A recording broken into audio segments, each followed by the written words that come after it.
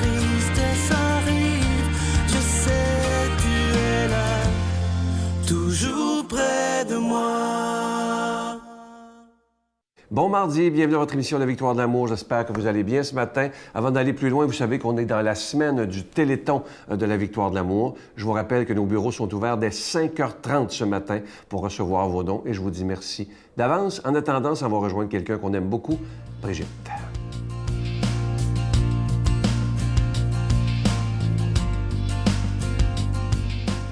Bon matin tout le monde, j'espère que vous allez bien. C'est le début de l'Avent, on est dedans là, depuis 2 jours, mais aussi la Victoire de l'amour, comme à chaque année, on est dans notre semaine de Téléthon. Je ne sais pas si vous avez vu l'émission de dimanche, ça vaut la peine d'aller voir. Hein? On est gâtés une fois par année, là, on a une grosse émission. Là. Mais pourquoi on fait un Téléthon? J'essaie toujours de trouver quelque chose d'inspirant à dire pour vous éveiller à l'importance de donner à la victoire de l'amour. Hein? Mais j'ai eu un super beau témoignage il y a quelques jours d'un ami à moi qui travaille dans un hôpital. Il est intervenant en soins spirituels. Hein, c'est pas facile comme métier. Il faut que tu aies la foi solide. Hein? Et il se promène, il va voir toutes les personnes malades qui sont seules. Et il me racontait comment toutes les personnes qu'il va voir, ils ont la télé, qu'est-ce qu'ils regardent? La victoire de l'amour. Le matin, les matins de Dieu. Le dimanche, la victoire de l'amour. Il regarde ça tous les jours. Et il me disait à quel point cette émission-là était importante pour ces personnes-là, parce qu'ils n'ont personne, puis ils ne peuvent pas se déplacer. Puis il y a aussi, à force de jaser avec ces personnes-là, il a vu qu'il y avait beaucoup de gens qui avaient été blessés aussi par des représentants de l'Église, puis qui n'osaient plus aller à la messe. Alors, cette émission-là, La Victoire de l'amour, elle est là pour ça, pour garder un contact avec Jésus, avec tous les saints. On vous parle souvent des saints, on vous parle de l'Évangile du jour. Alors, c'est une émission qui est très importante pour les gens qui sont à l'hôpital, qui ne peuvent pas, ou à la maison, hein, puis qui ne peuvent pas vraiment se déplacer facilement. Alors, c'est pour ça que c'est important de donner. Bien sûr, c'est pas juste pour les personnes qui sont à l'hôpital, mais je trouvais que c'était vraiment un témoignage qui m'a saisie parce que j'étais dans une paroisse, j'étais à Port-Neuf, en fait, ce dimanche-là. Puis il y a quelques madames qui sont venues me voir après la messe. « Êtes-vous Brigitte Bédard de la Victoire de l'amour? » Je dis « Mais oui! » Puis c'est là qu'il m'a raconté ça, parce que moi, ça me surprend toujours de voir que je suis reconnue partout où est-ce que je vais. Je me dis, mon Dieu, que cette émission-là est regardée, beaucoup regardée. Alors, il faut pour qu'on puisse continuer à exister, pour qu'on puisse continuer à diffuser des émissions, on a besoin de vous. On a besoin de la prière de tout le monde. Ça, c'est fondamental. Je dirais que la prière, c'est le poumon de l'Église, c'est le poumon de notre émission. Et puis, des dons aussi. On en a besoin. On vit dans un monde matériel. On ne peut pas s'en sortir de ça. Alors, merci pour vos dons. Merci de votre générosité. Merci d'être là. Merci de vos coucous. À bientôt. Notre Père qui es aux cieux, que ton nom soit sanctifié, que ton règne vienne, que ta volonté soit faite sur la terre comme au ciel. Donne-nous aujourd'hui notre pain de ce jour. Pardonne-nous nos offenses comme nous pardonnons à ceux qui nous ont offensés.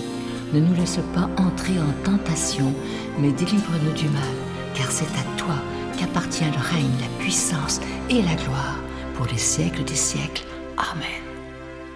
Sa berger, assemblons-nous, allons voir le Messie, nouvelle agréable, un sauveur enfant nous est né. Glory, glory, alléluia. Ave,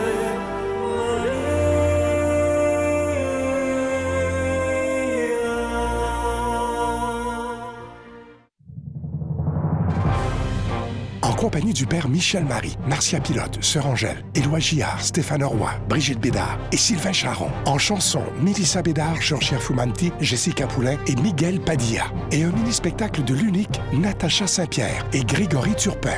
Les 6 et 7 juin 2020 à 13h et 19h à la salle Maurice-Aubry de Sherbrooke. À réserver rapidement au 514-523-4433 ou sans frais au 1-888-811-92-91. En cette semaine du Téléthon de la Victoire de l'amour, je suis tellement content de vous présenter ce magnifique cadeau du mois. D'après moi, c'est un des plus beaux depuis nos débuts, il y a 25 ans. Regardez bien à l'écran, c'est absolument magnifique. Il s'agit d'un pendentif qui représente la Vierge Marie et l'enfant. Et au bout du pendentif, il y a un petit zircon qui représente l'étoile de Bethléem. C'est plaqué nickel argenté. C'est absolument d'une grande qualité, fabriqué au Québec par des artisans. Et vous le trouverez jamais en magasin. Il a été dessiné pour nous. Il est d'une très, très grande qualité. C'est un véritable bijou. Vous le recevrez avec un don de 25 $. Et je vous rappelle que avec un don de 40 $, vous en recevrez 2. Et vous recevrez aussi un reçu pour fin d'impôt. Et je vous rappelle également que pour cette semaine, exceptionnellement, du lundi au vendredi, nos bureaux seront ouverts dès 5h30 le matin. Alors, je vous donne l'adresse tout d'abord. La Victoire de l'amour, casier postal 120, succursale Boucherville à Boucherville, le J4B 5E6, je vous la redonne. La Victoire de l'amour, casier postale 120, succursale Boucherville à Boucherville, le J4B 5E6. Également par téléphone, par carte de crédit du lundi au vendredi. Cette semaine, c'est de 5h30 le matin jusqu'à 16h30 cet après-midi dans le 514-523-4433, 523-4433 ou sans frais le 1-888-811-9291, 1-888-811-9291 et aussi sur notre site Internet. Vous savez que c'est une façon très rapide, sécuritaire et efficace de faire votre don, le www.lavictoiredelamour.org. Je vous rappelle ce magnifique cadeau, le pendentif de la Vierge Marie et l'enfant et le petit zircon qui représente l'étoile de Bethléem.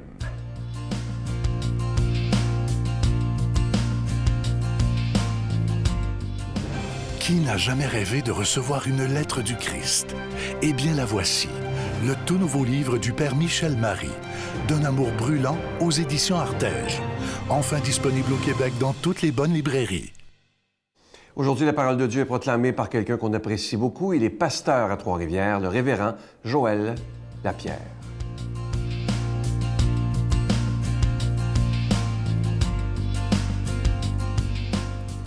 Bonjour, que le Seigneur vous bénisse en ce jour de grâce qu'il nous accorde et en ce moment où nous allons lire les Écritures. Et je vous invite, si vous êtes à la maison, de prendre votre Bible et de lire avec moi les textes que l'on lit à l'émission. On est dans Luc, le chapitre 10 et les versets 21 à 24.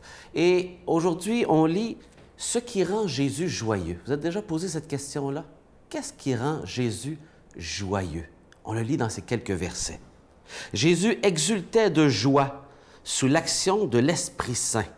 On peut se poser la question, mais pourquoi et dans quel contexte? Et le pourquoi va être répondu, mais le contexte, c'est celui des versets précédents où les disciples qui ont été envoyés dans la mission reviennent, ils font un rapport de ce qui s'est passé, et voici la réaction de Jésus. Il était en train d'exalter le Seigneur sous l'action de l'Esprit Saint. Il dit, « Père, Seigneur du ciel et de la terre, je proclame ta louange. Ce que tu as caché aux sages et aux savants, tu l'as révélé aux tout petits. Oui, Père, tu l'as voulu ainsi dans ta bonté. Tout m'a été confié par mon Père. Personne ne connaît qui est le Fils sinon le Père, et personne ne connaît qui est le Père sinon le Fils et celui à qui le Fils veut le révéler. » Tout passe par Jésus. Puis, il se tourna vers ses disciples et leur dit en particulier, « Heureux les yeux qui voient ce que vous voyez, car je vous le déclare, beaucoup de prophètes et de rois ont voulu voir ce que vous voyez et ne l'ont pas vu, entendre ce que vous entendez et ne l'ont pas entendu. » Que le Seigneur bénisse la lecture de sa parole. Qu'est-ce qui rend Jésus heureux? Bien, si vous prenez le temps de regarder bien attentivement les paroles qu'on vient de lire au verset 21, on se rend compte que ce qui donne de la joie à Jésus, c'est de voir la parole de Dieu qui venait d'être proclamée par les disciples et ce qui s'était passé.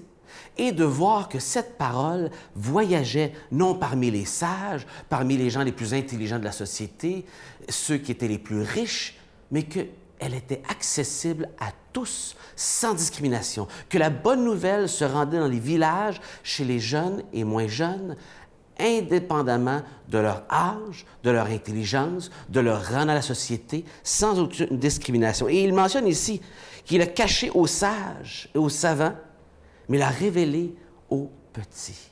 Non que c'était pour être caché de eux, mais le message de l'Évangile ne vient pas stimuler l'intellect de l'être humain et son orgueil. Il vient confronter notre besoin de Dieu, désespéré de lui. Si c'est une bonne nouvelle, c'est parce qu'il y a une mauvaise nouvelle qu'on doit accepter en premier, qu'on a besoin de Jésus parce que nous sommes pécheurs, qu'on est dans un état de rébellion avec Dieu et qu'on a besoin de lui. Et Jésus est la bonne nouvelle pour venir nous réconcilier avec Dieu. Et donc, ça heurte l'orgueil humain. Jésus dit, le message de l'Évangile, ça me rend heureux parce que Dieu est juste, sans discrimination, et tous peuvent y avoir accès. Et ça donne de la joie au cœur de Jésus de voir la réponse des gens et de voir cette accessibilité-là pour tous. Le mot-clé ici, c'est le mot « connaître » dans ces quelques versets. La possibilité de connaître Dieu n'est pas pour ceux qui ont la plus grande intelligence.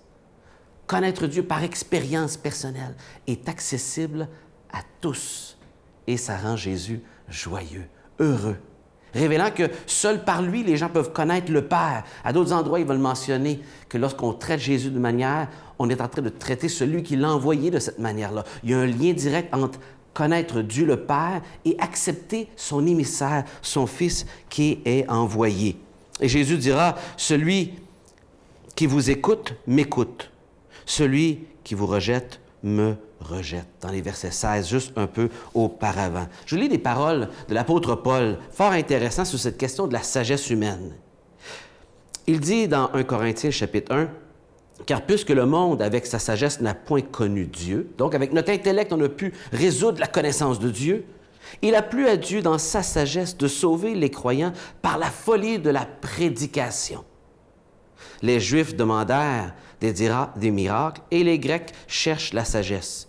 Nous prêchons Christ crucifié, scandale pour les Juifs et folie pour les païens. » Le message de Dieu n'est pas pour ceux qui sont au-dessus de tous, mais accessible à tous. Et il dit après, heureux ceux qui ont compris cela, qui entendent. Tant de gens auraient voulu entendre le message de Jésus et ses disciples l'entendent. Il veut qu'ils réalisent qu'ils ont un grand privilège, un grand bonheur. Avez-vous ce bonheur de connaître Jésus? Êtes-vous reconnaissant d'avoir le message de Jésus écrit? C'est de ce bonheur et de cette reconnaissance que vient le don, la reconnaissance. Et je vous invite à faire un don en cette semaine de dons pour la victoire de l'amour. Je vous salue Marie, pleine de grâce. Le Seigneur est avec vous. Vous êtes bénie entre toutes les femmes, et Jésus, le fruit de vos entrailles, est béni. Sainte Marie, Mère de Dieu, priez pour nous pauvres pécheurs, maintenant et à l'heure de notre mort. Amen. Il me reste que le temps de vous redire que nos bureaux seront ouverts dès 5h30 ce matin. Merci de tout cœur de devenir des protecteurs de la foi par votre don. C'est grâce à vous que cette émission existe. C'est pas grâce à l'équipe, c'est grâce à chacun et chacune de vous. À demain. Bye. On pourrait dire que c'était pour moi une purification de ma foi, un approfondissement de ma foi. Mais c'était en même temps un temps de conviction que dans l'Église, il faut changer nos façons de faire. Il faut absolument qu'on devienne une Église beaucoup plus transparente.